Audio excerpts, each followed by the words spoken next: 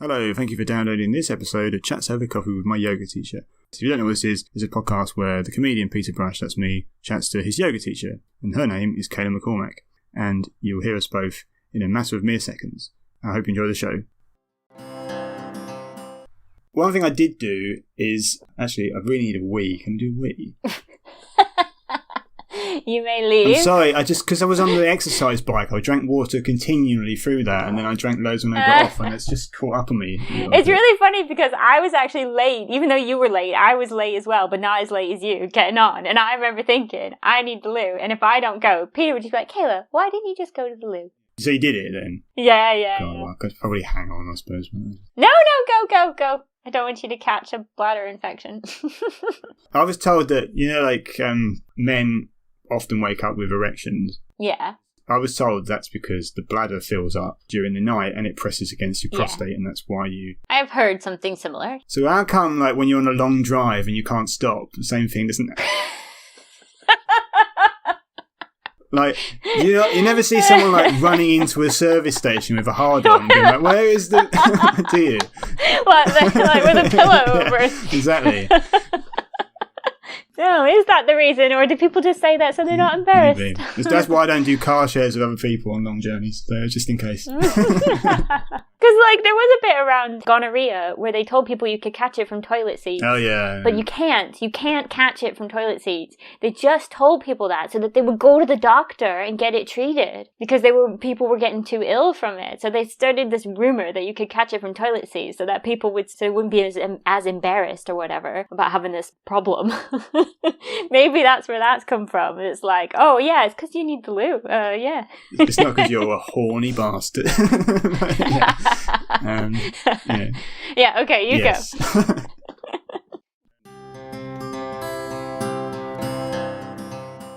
If you believe in the saints and stuff, you're not meant to pray directly to God, are you? You're meant to find the correct patron saint that covers the area that you want to pray about and ask for advice. So St Valentine is the patron saint of love, isn't he? Right. So if you have a love issue, you have to pray to him directly, don't you? And is he going to sort it out for you? Is it like Allegedly, doing a love spell? But I looked it up, and he's actually got quite a wide remit of stuff that he looks after, because he doesn't just look after love, he looks after... I think he's got a whole country to look after as well. Oh, gosh. He must be so busy. He's got beekeeping as well. Oh. Yeah, so he's got a country, I think it might be Cyprus or something, he's got beekeeping and various other tasks. So you think, well, that's quite a busy department, isn't it? So yeah. I think he should be calling up some of the other patron saints and trying to get a bit of help. He's a victim of his own success. He's obviously very successful. Yeah. So they've given him more duties. He's going to call up and be like, hey, Saint Nick, you only work one day a year. Come over here and take this beekeeping off my hand. I don't know how many beekeeping problems there are, to be honest. Well, you never know. There was all that poison, so yeah, that's true. Perhaps the poisonous crops are giving him a hard time. I mean, it just reminds me of working in NHS admin. One person's good at everything, so they just do everything, and then you've got a couple of patron saints who do fuck all. Tell me about and they're probably paid the same. So... that's exactly it. That's exactly my experience. And I can't see Jesus bollocking anybody. So he probably just lets the status quo stay the same. Oh, don't worry about it, Valentine. That's just Nick. It's like, no. I was going to send you something the other day. Do you know who Steven Pinker is? That name sounds familiar. I don't know what he is. It's a neurologist or a psychologist. He's a professor or something. Okay. Writes books about how the mind works. I like him mainly I think because I like his hair. He does have nice hair. He has absolutely great hair for someone that's nearly 70. That's good. So that always endears me to someone. I think one of my long-haired brothers. Some people don't like him because he's I don't know if he's a classic liberal or something, but he doesn't really like the new left orthodoxies and things. Anyways, he's got a Radio 4 podcast at the moment about how we think. It's basically all about our biases and blah, blah, blah, blah, stuff that I'm sort of quite interested in. Yeah, I quite like that kind of stuff. Well, you might enjoy the podcast then. Yeah. It's not as funny as this one. Obviously not. No, we touch on the same subjects in a slightly less creditable manner. But there is a specific episode about climate change and about how the human mind is sort of not really well equipped to deal with the problem. I think a lot of it is because the human brain has evolved for I don't know how many tens of hundreds of thousands of years in the context of living in small tribes and groups and stuff. And then it's only since agriculture was 10,000 years ago that you move into these larger societies, and the brain has not evolved quickly enough to deal with the new set of circumstances, and we still have brains that work that old way. And so I thought, well, I was going to send that to you. Yeah. Bill Gates was on it. Oh. So because he's putting loads of money into innovation and stuff, because he says it's the only way out, and I agree, because I think that's more likely to happen than telling people they can't do stuff. We talked about Arnold Schwarzenegger, didn't we, in his interview? I think we did, actually. He did an interview, it was kind of recently, it was just before COP. It was actually really good, and he was talking about, like, the vocabulary people use when they talk about climate change and stuff, and he was saying, like, we just need to change it. Like, if you don't change it, people aren't going to get on board. He's like, why are we talking about CO2 emissions? We need to just be talking about pollution, because that's what it is. And there's pollution that can harm your body and pollution that harms the planet, but overall it's pollution. And he was just like, that's how you get people on board. And it was really interesting. It was really well worded. And I can see now why he was governor of California. That guy's had an amazing life. Honestly. Yeah. Absolutely. I feel really bad that he can't be president. I wonder if he would ever go for it if he was allowed. I feel like he should be allowed. I'd vote for him. But you got to be born in America, haven't you? So. I think so, yeah. It's why Obama should never have been president, you see, because he was born in Kenya or something like that. So. I'm messing about, obviously. So I found the whole series relatively it's a load of stuff I knew because I've read his books and I've read Daniel Kahneman's book. Oh, right, yeah. Now, on Christmas Eve and Christmas Day, I read 120 pages of a Steven Pinker book. It just goes to show how exciting my Christmas was. so I read The Blank Slate, which a friend of mine said it was a very problematic book and that he read the first chapter and got angry and threw it away. So I was like, well, I'm definitely reading that then. Yeah. So, I think when someone writes a book with an argument in it, they're kind of setting themselves up to be not quite a straw man, but they've taken a position and they're actively. I'm quite comfortable with people doing that, being somewhat provocative. Like Christopher Hitchens, the dearly departed Christopher Hitchens, he wrote something. Well, he's been dead 10 years, so it's looking ages ago. And he wrote a thing, I don't know, 15 years ago for Vanity Fair, saying that women aren't funny. And because women don't have the psychological need to be funny in the way that men do. But he even admits in the article that he knows women that are funny.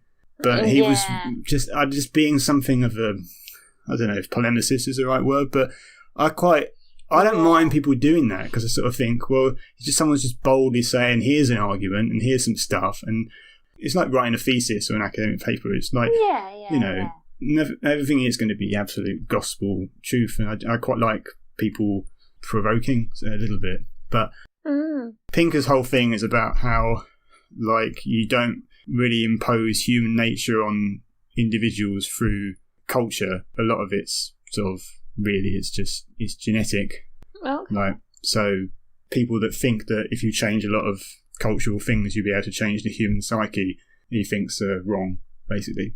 So for example, if you're like an alcoholic, there's like a series of, because it's never just one gene, is it? But there's like people that have more of a genetic disposition to being alcoholics than others, aren't there? So the way that culture does come into it is that if you live in a culture where there's no alcohol, or alcohol is like barely accessible, you're less likely to become an alcoholic because those genes don't get like triggered or like so much. But if you live in a society where it's plentiful, maybe you do. But it's still a genetic thing rather than I think personality traits are genetic as well, but I didn't used to think that was the case. I used to think, oh well, you just it's because of the way and it is because of the way you're treated, but you can only someone's not born with an infinite amount of possibilities. I guess that's the point. You're born with some possibilities in some directions, but not everybody can be anything, Yeah, I would really agree with that. I would say that, you probably are, to some extent, born maybe the first few years of your life or something, you kind of develop a little bit of a personality of your own. And I feel like that can be, like a gentle personality or loud and boisterous, or you could be like quite outgoing or kind of shy. And you see that in babies and children. Babies and children they aren't just like copies of each other. No. All babies and kids act differently. From the start as well. It's not like... Right from the beginning, they act differently. Like before they can even identify themselves as a self, before they're using mirrors or anything, they will act differently than another baby. And that's not necessarily to do with the mother and the father and what's going on. That is just the baby. So I feel like you definitely have some personality traits, some very underlying personality traits that you're kind of born with. I've sort of read several neurologists basically say that the best thing you can do for your kids is just not be horrible to them and give them bad memories, because they are basically going to just like, they're going to be who they're going to be, and like you can't... Sure, anyone I know that has kids and stuff, they'll probably tell you that the kids are just like who they are from as soon as they were born. It's not that you have no effect on them, but you can't change someone's personality from inside out by just trying to mould them in a certain way. It's like there's a lot of studies of twins that are separated at birth, and they find that lots of twins separated at birth because they're like genetically very... I don't know how similar they are technically. Are they 100% similar? Well, it depends on what kind of twins they are. Identical twins. Well, then identical twins should be identical. Yeah. Nearly like clones of each other, really. Pink is a big fan of twin studies because you can have twins that are like separated at birth and in different homes, and they turn out to be pretty much the same person, and yet you put an adopted child into a home, they won't turn out to be like the other kids, like the biological kids in that home. Yeah. Because just, because a lot of it is genetic. I remember thinking, when I first found out that I was like a compound of my parents' genes, I remember being really angry about it. Because it was like an affront to my, originality is the wrong word, but uniqueness. Yeah, exactly. You're not unique. You're just a bit of them too. Yeah, exactly. Because I also we're going to church, obviously, as well, and they were like, "Oh yeah, everyone's unique, and God's made everyone simple." And I was like, "Well, it turns out God didn't do a great deal." Like, the stork didn't send me to this house. I am just a composite, which is like an affront to my unique. So I remember genuinely being really upset about that when I found that out. I love the way your brain works. You say things and I'm like, I would never have thought that. The thing, that's me thinking that when I was like 7 or something as well. I know, but I don't think I would have thought that when I was young either. I thought a lot of stupid things. Well, it's not necessarily stupid, it's just different than what I'm used to, maybe. Because you get used to the way your brain thinks a little bit. I'm not saying you can't grow and change, but I feel like you get used to... Why doesn't every other brain think the way I think? That's why. Because to me... I'm just surprised. Forget thinking, why don't they think like me? I'm just surprised. It's like, oh, you don't think like me?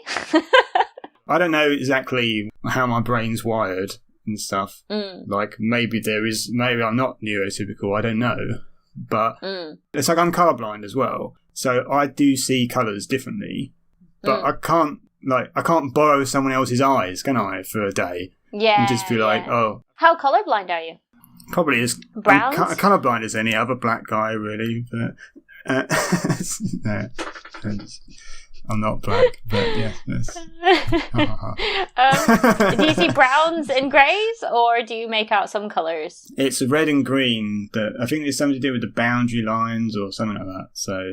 Well, I can see different colours, but it's like if I see red and green differently to other people, I still see what I think I see. So they might just look... Yeah, because I could say the same thing. Like, how do I know that what I interpret as green isn't your red? Exactly, yeah. But we've just learned to call them green, even though what I see is completely different than what you see. Exactly. Well, that's what I'm saying. Except I suppose there's a little bit of science behind color coordination because wavelengths are the lengths that they're at. But it's still how your brain interprets it. Everybody in the world could have the same favorite color, but not know it. Ooh. Well, that says something about our tribal, fragmented society, that maybe we actually all do have the same favourite colour, but yet we can't agree on it because we're all talking at cross purposes. So. Yep.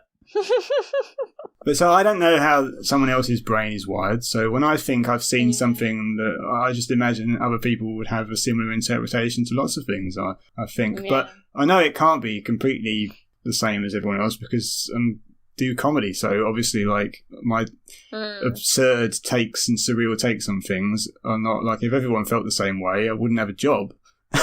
Yeah.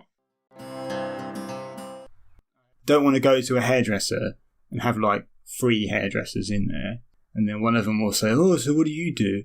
And then I won't tell them the truth probably, but then it's uncomfortable because then I have to like say, "Oh, I do IT or something," and then there might be further questions, and I'll get rumbled and stuff. And my hairdresser's just like one woman in a salon, and it's always just her. And I'm like, well, I'm comfortable with that person, so she could do a very average job. But I will continue going back because the environment's what I go for. And do you not talk to her? Yeah, I do talk to her. Yeah, okay. She's fine, Don't have a problem with her, but she'd have to go very wrong for me to stop going there because I'm so comfortable with the setting. That's quite nice. There's a lot to be said for just being nice sometimes, isn't it? Because, Are you trying to say something? No, I knew you'd jump to that conclusion. But it wouldn't hurt. Like, you being nice to people at the start of your class and stuff has got to be, even if someone went to someone that taught yoga as good as you, but the person was not very warm and didn't make any effort to say hello to everybody at the start of the class, well, you'd win that, wouldn't you? So yeah, there you go. I mean, you do genuinely care, though, don't you, when you ask questions? Yeah, I do actually care. Because I was thinking that, like, that you do genuinely sort of like, whenever I tell you I've done something, like, or that I've got like a booking for something or something good's happened to me, you do seem genuinely happy for other people. So this is something that I didn't realize until I was a little bit old, so like say 10 or maybe older. I was really surprised. No, I think it might even have been in my teens. I was really surprised when I found out that people aren't genuinely happy when other people have something good happen to them. Like, almost like they're jealous. I mean, I'm not saying I'm never jealous. I think if you grew up in this country, you wouldn't think that. Like, yeah, I know, right? But I was like, oh, you mean me being like when someone does? When I remember being young, like I was saying, early teens kind of age or younger, and someone saying like, "Oh, I've done this or this has happened," and I remember thinking, "Oh, that's fantastic! I'm so happy," and I would genuinely be as happy as if something that good had happened to me. You know what I mean? It wasn't like a fake or I'm happy for you or a pat on the head. Like, genuinely feel happy inside. Like, why wouldn't I? Something good happened. It doesn't matter if it's not to me. I don't know. It's just, I think it took me a while to realize that wasn't a normal thing. Like, a lot of people don't feel genuinely happy for other people. So, like, when I'm genuinely interested and I'm genuinely happy for you, I always feel like it's a little bit of living vicariously a little bit. Yeah, I think that. Not in like, oh, I'm not going to do anything with my life because I just listen to everybody else. But like, when I hear something and it's good for them, it's like, yeah, it's good. Yeah, that's great. I don't like people living vicariously through some, like sometimes people go, oh, are you happy? And oh, you're in a relationship and oh, that's been, well, yeah, but I mean, it doesn't mean we're fucking dancing on rainbows every day, does it? Like, Yeah, well, I suppose there's a difference between like something that like for relationships, that's too broad of a thing, I think. It has to be really specific. Like, I got a promotion, or I got a gig, or I got something that I was really working hard for, and I've managed to, or it was luck even. Or something, it's just luck and it happened, but I feel really good about it, something like that maybe. I think it's hard to feel genuinely happy for something that's really broad. It's more just like, we're just like, thumbs up, good job. Because obviously in the very backbitey, backstabby, bitchy world of stand-up comedy, which I'm involved in, if someone does something, like gets some success, a lot of other comics sometimes they'll say, oh, great, well done and everything, but there's often a part of them that thinks, well, that should have been me. Like, if people think that someone's got something at the expense of them, like if I'm not on the next series of Live at the Apollo, it would be because someone else got it. that is a very rare scenario that does, that very rarely actually happens in real life. Yeah, but that's how what I'm people trying to say. think, Yeah, though. Like, yeah. people think, oh, someone's like, if I start getting booked for a certain club and I'm happy about it, then people might think, oh, well, that means there's less chance of me getting that so much. But that's just the way, it may not be necessarily true, but I think that's possibly, I'm sure Steven Pinker would say that that's wired into our brains, that I was going to say that might be a little bit wired, that, because you kind of think like, well, if you have it, that means I can't have it. And on a very physical base level, if you have food, that means I don't have that food. Yeah, if you have that woman, if you have that mouth. sort of like, if Exactly. you have that shelter, if you have that... But as adults, that isn't really very accurate these days. I mean, it's very rare that isn't actual, like, you sit down and you're in an interview and there's you and that person are getting interviewed. It's very, very unlikely. Have to fight them. Exactly. Combat style, no. But that's how that theory of, like, are you getting a slice of the pie, or can you make the pie bigger? There's a little thing that people use in yoga quite regularly where they talk about that you have like a candle, that you're a candle or a flame, and you can light 1,000,000 candles, and that never takes anything from you. So if you have one candle and you light another candle with it, you don't actually give that new candle anything. That candle's always just burning, and if you light another one from it, it's just heat transfer. The heat was going to go into the air, or it goes into the other candle. Nothing's lost. You know what I mean? Yeah. And I feel like that's kind of like the idea you should apply to your life. You have something, and just because, like you're saying, make the pie bigger. Like there's nothing, you don't actually lose anything from other people gaining something or from giving something. I think if you start adopting this idea that it's us or them isn't really... If you're a communist, you don't think the pie can get bigger, do you? You just think that people are hogging the pie, and so that's like, but if you're a good capitalist, you think that the pie can always expand. So, are you a communist? I never asked that. So. A communist? I don't think so. That's an anathema to an American, isn't it? I could be a communist if I was going to run it. Yeah. Then I'd be a communist. If you let me run everything and tell everyone what to do, then I might. Yeah, well, that's what communists love, to tell people what to do and what to think and stuff. Oh, yeah, that sounds like fun. I'll do that. Well, it contradicting human nature if you're telling them what to think and stuff. They'll think you can only nudge. Oh, damn. But depends. It's more complicated. Also, communist leaders tend to end up dead, don't they? I'm not sure that's a... Yeah, they do. Bit dangerous. Now, obviously not meant to take this the wrong way or anything like that, but when someone's really nice, I always think they're making... Because, people act nice, they're not really nice necessarily, are they? So if someone acts really nice, I always think, well, that's like a sign that they're trying too hard to look nice when they're not actually nice. That's what I always think. So I'm always... Because obviously you get psychopaths, don't you? Between 1% and 3% of the population are psychopaths. I think you're going to have to define psychopath. Well, isn't it the definition someone that like lacks empathy with others and stuff, and they'll like learn behaviour so that they can appear to be, because they're often quite charming and stuff, but a lot of it's learned behaviour to be able to manipulate people and stuff, but they don't actually have any. But I think as a person, I mean, I would say that the majority of people can tell if someone is genuine or not. I'm not saying like, not in terms of like, oh, if you hold the door for someone or something like that. I don't mean that. I mean like if you're talking to someone, you think, oh, they're really nice. And then you think like, oh, are they just doing that because they want to get something? Surely you'd be able to tell if they're like only doing it to get something, if they're not actually being genuine. People fall for it though. Yeah. And there's loads of people in all kinds of industries, including mine probably, that are like, they know like the right things to say and the right political positions to have and platitudes to say. And but I would say that's obvious then. That's because they don't actually have a real opinion. They're just copying other people. They're doing all right for themselves, so it's working to a degree. Yeah. But so for selfish reasons. Yeah, but it works. So some people think they are nice. Yeah, but it's fake. It's all fake. Their whole life is fake. Yeah, but not everyone can see that. Well, you might be able to see it because you might be so incredibly perceptive and you're right. I think you're right. Whereas I'm of the other bit, like I'm really incredibly suspicious of anyone that appears to be nice at all until proven otherwise. So I mean, you were on trial for a bit. And yeah. I don't mean that in a but do you know, like, obviously, like, yeah, in classes and stuff like that, you seem very genuinely interested in people and genuinely happy when someone does something new and a sort of. So I think that's true. But like initially, I'd sort of be thinking, she's just doing that because she wants us to come back to our classes. No, not really.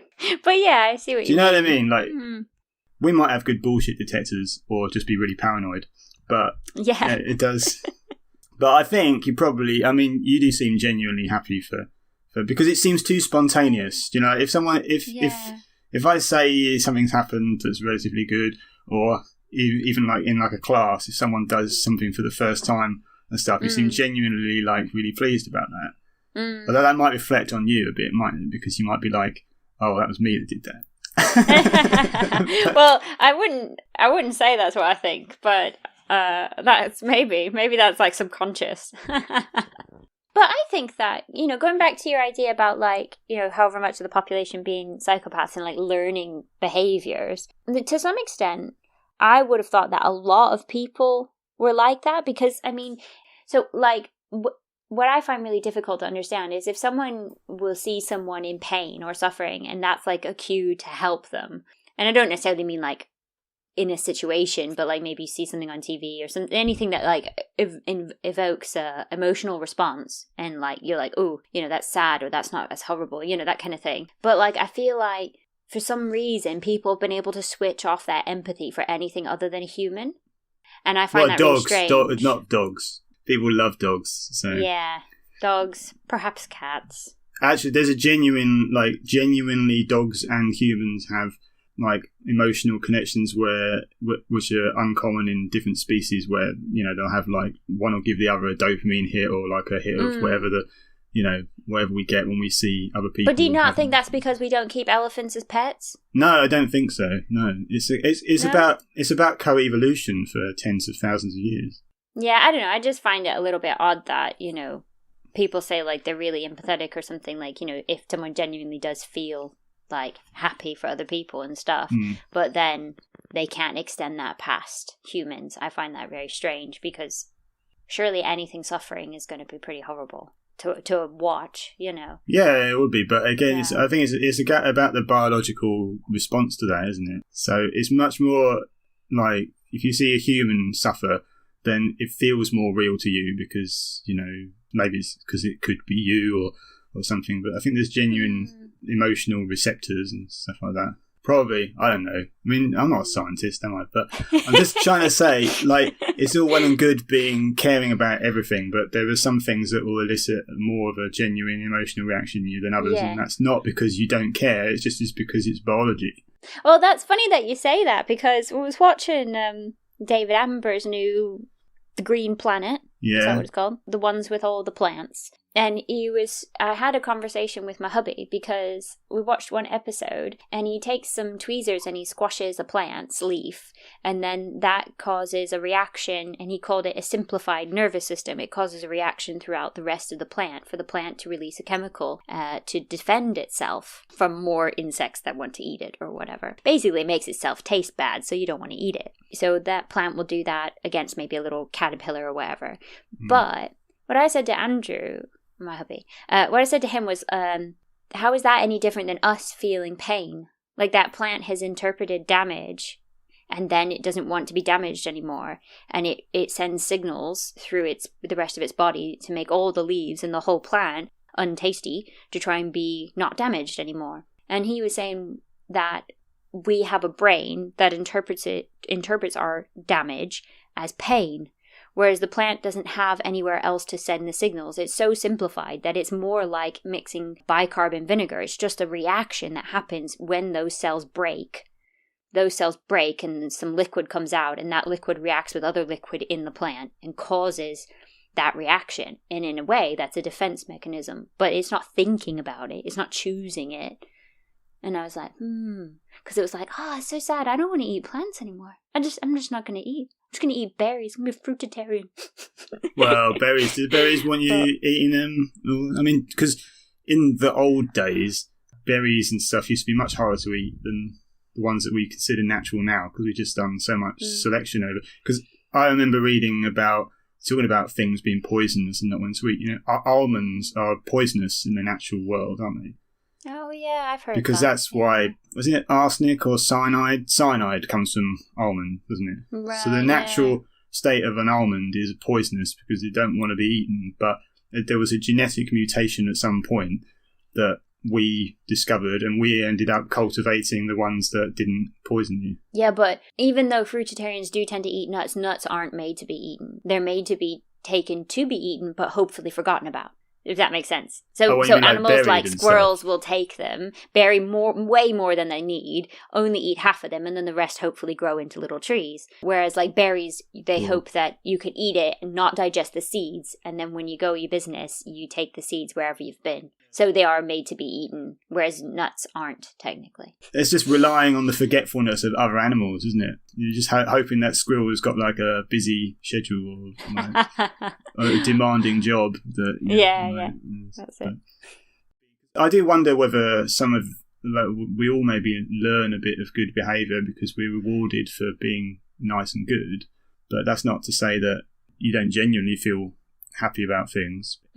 But one thing that, going on from like Dawkins and Pinker and stuff about like genetic traits being passed down and stuff like that, you could say that mankind or Homo sapiens or whatever, we are Homo sapiens, aren't we?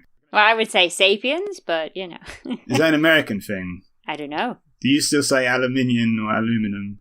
Aluminum. Yeah, well, maybe it's... I say words wrong all the time. I say words wrong, and then I can just use the fact that I'm American, or use the fact that I'm British, and then anyone can be happy with it. Yeah, you got a perfect get out there, haven't you? I know, right? Yes. I don't have that. I just had the fact that I was brought up in a family that didn't use long words, and I never read them. A bit monosyllabic. Yeah, so... Yeah. They weren't like grunting or anything. Oh, you wanted tea? Okay. Bone china mugs. A bit of a juxtaposition there.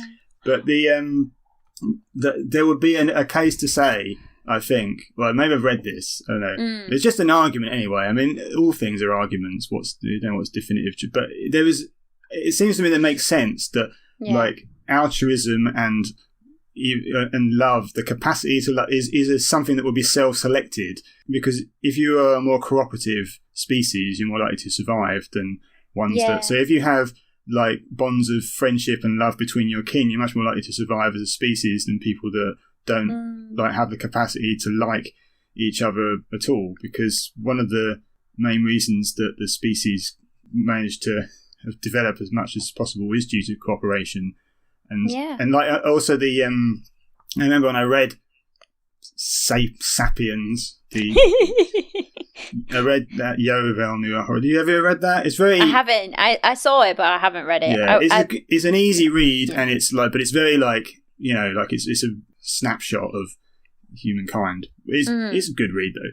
But one of the things he says in that is that the capacity to tell stories and to buy into myths among each other is another reason why humankind managed to develop so much. Because if you can tell a story like, oh, well, we're all doing this for like a higher power, for example, then people are more likely to work for the future than they are just for that current sort of, and be cooperative, because we're all under the same god. And so in some other sense, there could be like a self-selection for people that are more religiously minded. If you had like if you had traits that you were like susceptible to religious ideas and spiritual feelings, then maybe humankind has been self-selected for that kind of trait in someone. So I think like when you feel spiritual and stuff now, but we live in a secular age, there's still like a yearning to have some sort of spiritual side to you, even though you might be an atheist. That makes... And you think that's because like it would be nice in a very basic sense, it's good we survive better as a whole in a group. So we want to feel connected to something. Sort of, but I think we actually have live that close. We probably got the genetic need for it because we self-selected for it at some point when we were telling each other these stories. Because the people that thought it was bollocks were just like, fuck that, and just like went off into the desert and died. So yeah. That could answer why people care less about animals than we do about ourselves as well, because it could stem from that idea that we stick together in our little tribes and our packs, and we're more likely to survive. If you start caring about everything, you're less likely to survive, aren't you? So, can't please everybody. Can't please everybody. And everything. So in a way, like that's what love is, isn't it? It's just an evolved trait. But that doesn't mean you can feel any less for having it, but because you can sort of like, if you were to say, oh, love's just this thing that's like an emotion, that's a trait, but it doesn't actually come from God and it's not actually mystical and stuff. It might make you think, well, I feel like I'm being duped into thinking this sort of thing. But you should just feel it and just be like, happy with that. Just if you explain it away, you can kind of not devalue it, but like demystifying it makes it feel a bit. It makes it feel less special, then, doesn't it? So happy Valentine's Day, everyone. Happy Valentine's Day. It's all a lie. Made up by your brain and your hormones. Or it's lust, and because obviously you're self-selecting for lustful qualities and stuff, because obviously you're not going to procreate if blah, blah, blah, blah, which I'm not going to procreate either. So then what? Well, I said to you that my jokes are my children. Yeah, there you go. And they're often a source of disappointment. So I mean, I know. No one else likes them as much as me. It's exactly the same. So. Exactly the same as children. Do you not feel like you have... Aren't your students sort of like... Do you not think like you have some sort of... Maternal maternal instance. All my student kids. Sort of. I don't mean that in a sort of like... and obviously I end up throwing myself in the mix there and stuff. But you watch them develop and grow and stuff like that, and then maybe they flee the nest at some point when they realise that they can do more than you, and they can do better. Yeah, I think so. I think it's similar in the sense when you help anyone, I suppose, is like, on a very small, on a more practical scale, like, you have kids and then you help them, and you don't have kids, but you could help other people. So, yeah. But do you think it probably releases the same hormones and stuff like that when you see... I think there's a lot less worry. I don't worry about you. I'm gonna be honest with you. I mean, you're a good friend and all, but I don't stay up late worrying if you're out late at night. I often am. I'm often driving 1 a.m. stuff. You should be worrying. I'm sorry. I think if I had a baby, I'd be worrying more. But other than that. Right, that's all the love stuff. So do you want to get off then? I was thinking I might get off now, yeah. Yeah, do that. Thanks for listening. Hope you enjoyed that. If you did, feel very welcome to tell your friends and anyone you know, or give us a nice review. And we'll see you in a couple of weeks' time. Don't forget to follow us on social media and subscribe and all those things that people say at the end of podcasts in the sort of marketing section, which I imagine 50% of you would have known was coming as soon as I said something, and quickly press skip or stop or something. Anyway, that's definitely all I've got to say. Have a good day.